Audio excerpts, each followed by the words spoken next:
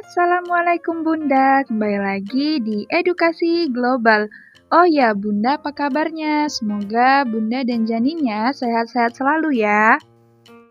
Meskipun janin berada di dalam kandungan dan tidak dapat melihat dengan jelas apa saja yang dilakukan Bunda, namun ternyata si kecil sudah bisa merasakan gerak-gerik yang Bunda lakukan loh. Bahkan si kecil pun dapat merespon apa saja yang sedang Bunda lakukan seperti mendengarkan musik serta merasakan makanan yang Bunda konsumsi.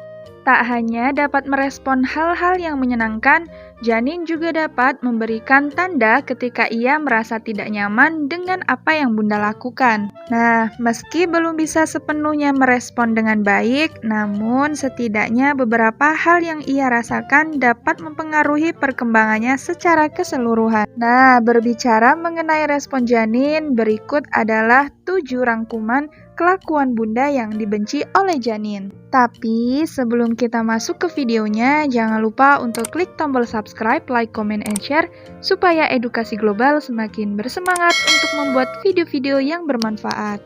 Yang pertama yaitu kondisi Bunda saat tertawa terbahak-bahak hingga berguncang keras.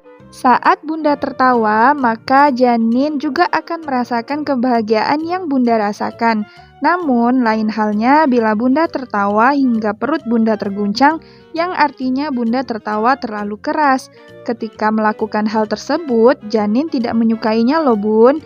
Nah, karena ketika Bunda tertawa terbahak-bahak, maka di sana ia merasakan seperti terguncang-guncang, ibarat seperti di dalam kantong cairan dan kemudian dilemparkan ke trampolin. Nah, itulah mengapa Bunda perlu memegangi perut bila ada hal yang lucu yang membuat Bunda tertawa terbahak-bahak. Selain itu, Bunda juga harus menghindari jeritan tawa agar tidak mengganggu ketenangan janin. Yang kedua, yaitu menyentuh perut terus-menerus.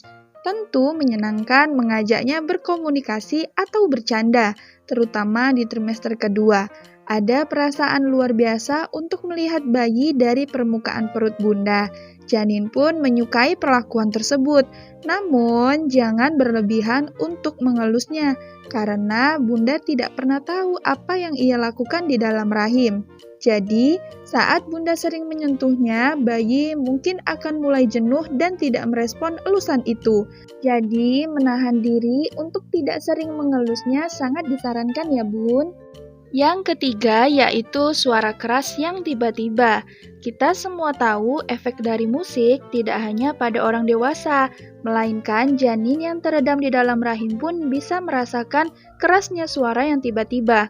Maka dari itu, jauhkan perut Bunda dari mixer, blender, atau alat lainnya yang menggelegar di rumah. Dengan begitu, Bunda juga dapat menghindari rasa stres pada janin dalam kandungan.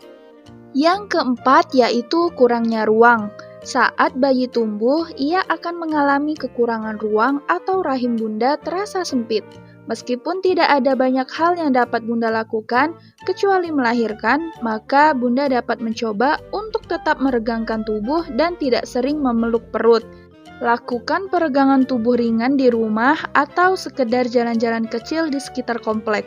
Hal tersebut dapat membuat janin merasa lebih nyaman dan membuat rahim mama lebih memiliki banyak ruang. Yang kelima yaitu terkena cahaya terang. Cahaya senter memang bermanfaat untuk membantu bayi menemukan jalan keluar ketika menunggu proses melahirkan tiba. Bayi pun dapat merespon dari dalam rahim saat Bunda mengarahkan, mengirim, dan mengarahkannya ke perut. Namun, jika melakukannya terlalu sering, maka mungkin akan saja hal ini dapat mengganggu keadaan janin di dalam rahim. Yang keenam yaitu banyak bergeser atau bergerak saat tidur. Sama seperti tertawa, banyak bergerak dan berputar saat Bunda kaget juga menyebabkan bayi kaget. Hal tersebut tentunya tidak baik untuk kondisi janin, terutama jika janin sedang beristirahat atau tidur. Maka dari itu, untuk menjaganya, Bunda harus tetap tenang.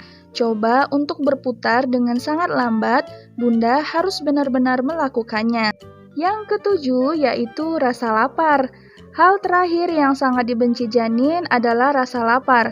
Ternyata hal ini juga dapat mempengaruhi kondisi janin di dalam perut loh bun. Jadi setiap kali bunda merasa lapar, jangan ditunda-tunda untuk makan ya. Oh ya, untuk kondisi ketujuh ini, bunda bisa memperhatikan hal-hal yang menandakan bahwa janin sedang lapar. Nah, buat bunda yang belum menonton videonya, silakan klik video di atas atau klik link di deskripsi ya. Nah, itulah tadi ketujuh kondisi yang dibenci oleh janin.